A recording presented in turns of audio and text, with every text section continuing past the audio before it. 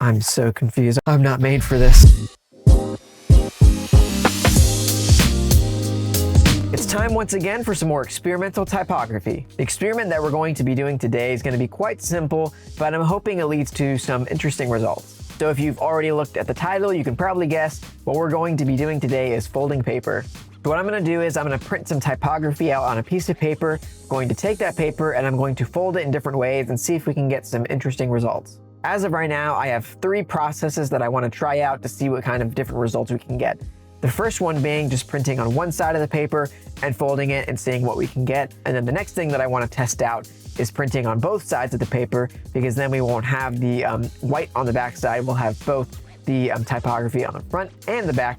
So hopefully whenever we start folding things, it might seem chaotic, but at least you might be able to piece together what the typography is actually saying, rather than it being kind of disjointed and not making any sense. And then the very last thing that I want to do is make some kind of origami animal out of the typography that we print. And like usual, I have no idea what's going to happen or how this is going to turn out.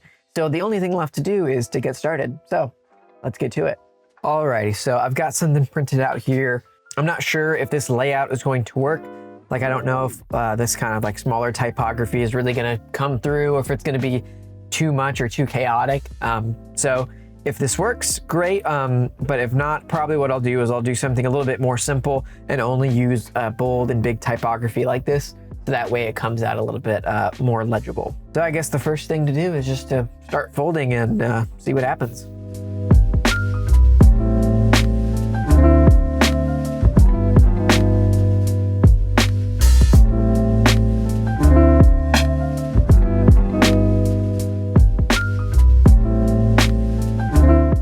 That's kind of what I'm thinking, because I like that there's a little bit of something out here. We kind of have an interesting shape. It's not just a square. I feel like we might be able to play with this in some unique ways. I'll scan it in and we'll see what happens. All right, so we got a lot of great assets from that last piece of paper. So now we'll move on to a second sheet, and I want to try to fold it in a different way, because a lot of the ones that I was doing the last one is like folding it all the way, but I'm wondering if maybe I like crimp it so it's like kind of like this. Maybe just get some more interesting layers. I feel like the way that we did it last time, we weren't incorporating anything from the backside, and so it made everything a little bit more densely packed. So I'm wondering if we kind of incorporate some different kind of folds like this, maybe we get some different results that incorporate more of this kind of just white. Like that we barely got something here. One of the things I haven't liked so far is it feels like we have a lot of kind of like the bigger elements still intact. So I like that we have just something little teeny tiny right there.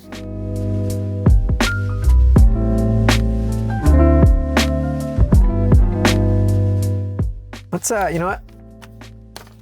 I'm gonna unfold it and we're going to just start over again.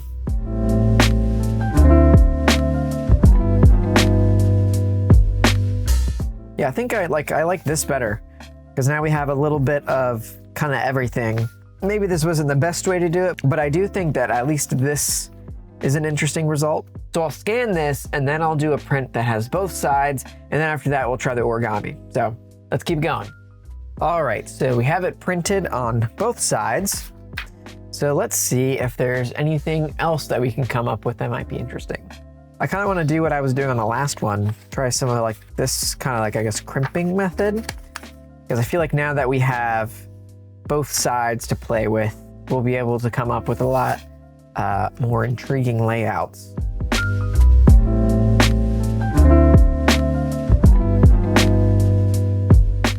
Let's, I'm gonna go with this for now. And then I think I'm gonna unwrap it or unfold it and then try it again. Okay, starting from scratch again, let's see what else we can do. Kind of like this because I hope that it would be recognizable that, you know, the image is being folded. So therefore this says fold, even if you can't necessarily see the letter D. And I guess if we were to layer it with something else like this, it would make it even, you know, a little bit more obvious. But I don't know, there's something about this layout that I like. I think I'm gonna scan this. Maybe I'll fold it once or twice more, but I think after that we can move on to the origami, which will be painful because I've never even done origami, so we'll see how that turns out. Alright, so I have this piece of paper printed on both sides, cut to approximately the length that they're asking. And just to be clear, once again, I've never done any kind of origami anything.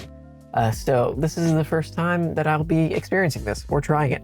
So hopefully I can actually figure it out. Hopefully I don't run into too many issues, but I do have some instructions right in front of me on my computer screen that I will be following. So I guess let's just get started and see what happens.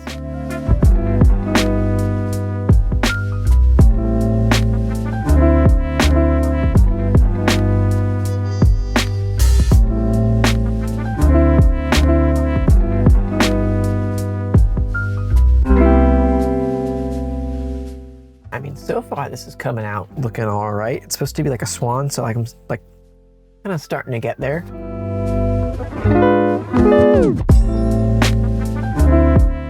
And there we go. I guess that's more or less it.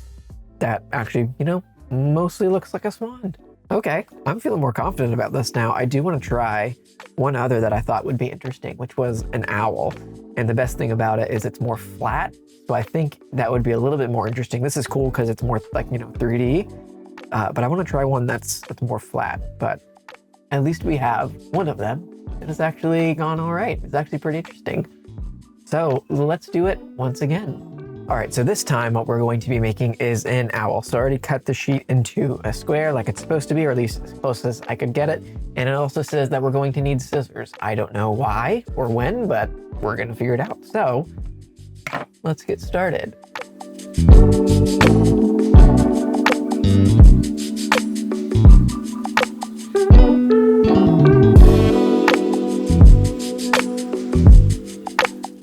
All right, so if I'm looking at this correctly, I might have done this wrong because I think I'm supposed to fold this up, but I don't think this is supposed to be sticking out.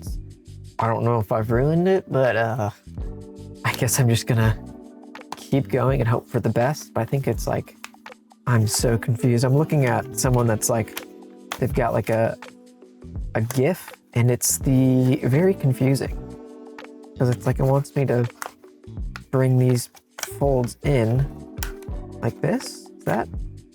Okay, haha. Okay, something like that.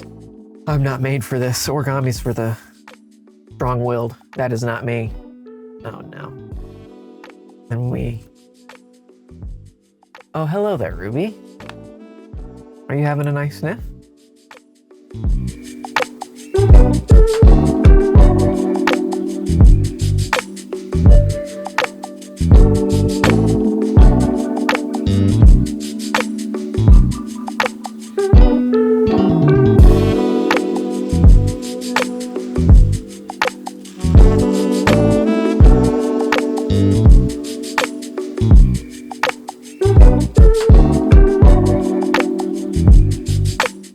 And that is an origami owl. I think this will be really cool to scan in and put on a piece of paper. So I'm probably gonna do that real quick and then maybe tape it down just in case, but this is pretty freaking cool. Alrighty, so we have our origami sculptures and we have our folded paper experiments. So now it's time to put them together into a design. So let's get into Photoshop. So for the first set of designs, I actually started recording a little bit after I had already worked on some of them.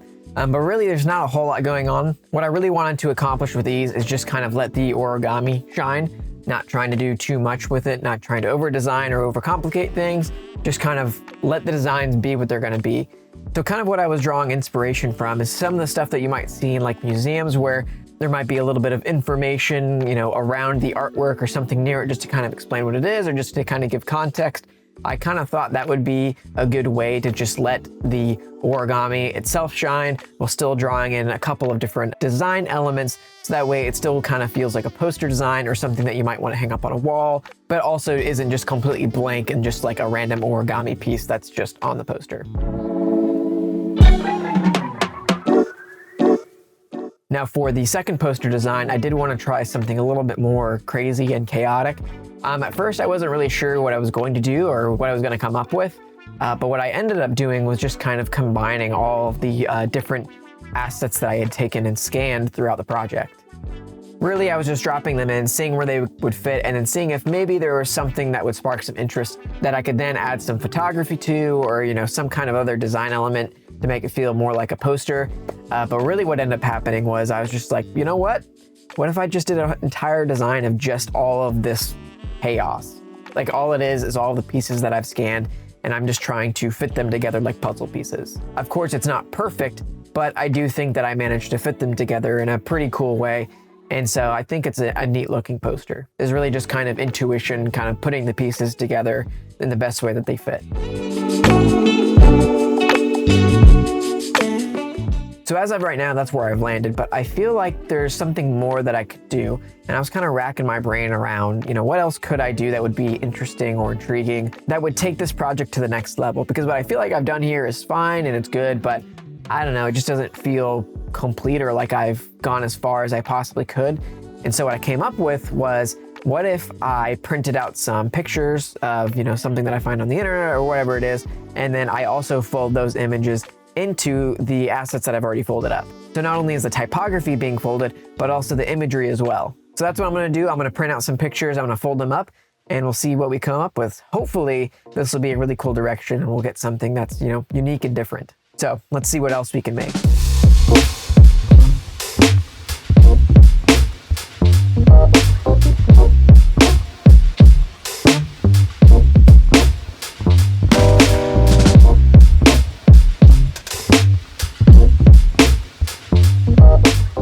So putting together all of these compositions was actually a lot of fun. It was a little bit tricky just to kind of get everything to fit right and to look good. One of the things that I found hard to do was to get the images to fold in a way that looked like it was actually being folded and that it was like interesting, because, you know, you can fold a image in half and that doesn't really look all that interesting. So it was a little bit hard to figure out how I can fold and bend all of the sheets of paper to show the different elements in whatever the photograph is, while still being able to tell what is in the photograph. Like this image with the piano, it's like, yeah, I can fold the sky over like half the page, but then it's like, well, how do I showcase the piano that's at the very end of it? And I want to make sure that you can still at least tell that there's a piano in this image. And then not only that, but I was also trying to incorporate the typography as much as possible, trying to fold it and then put it into the different layers, so that way you have some of the typography that's on top of the image, some of the typographies below the image, so that way we have some depth and it makes it feel a little bit more cohesive as a design, rather than, oh, hey, I folded a piece of paper and put it below the typography. I want it to feel like they're both one and the same. It was a little bit difficult, but I'm really happy with how the results came out, so I think it was worth the effort. But as far as finishing up the designs here in Photoshop, I really didn't know where to go from here. This is about as far as I thought, which was just kind of, hey, fold the images and the typography together, it'll make a cool collage, and then we'll go from there. So I didn't have any idea what to do. I thought of maybe doing some kind of simple typography, so we would have a really good balance of chaotic and messy imagery and typography, and then we could balance that out with kind of some smaller, more grid-aligned typography. So you have the crazy, chaotic, creative, and then you have the organized, simple, straightforward typography. But even with that idea in mind, I still didn't know what the compositions were going to look like or how I was going to incorporate those elements together, because I don't want them to feel separate. I want them to feel together like it's all one big piece. And I think that's another thing that I struggled with here, just because the images are really striking and they're also very weird shapes. So I couldn't just fit it into a box like I normally would if I was working with a grid. And so I kind of had to do a little bit of trial and error just to see what works, what doesn't work, what do I like, what do I not like, and then hopefully kind of develop some ideas and concepts that I can take further. And believe me, I spent a lot of time just trying out a bunch of different things, trying to figure out exactly what it is that I think works and what doesn't. But, you know, as you would imagine, I eventually came to a conclusion, and I'm pretty happy with the results.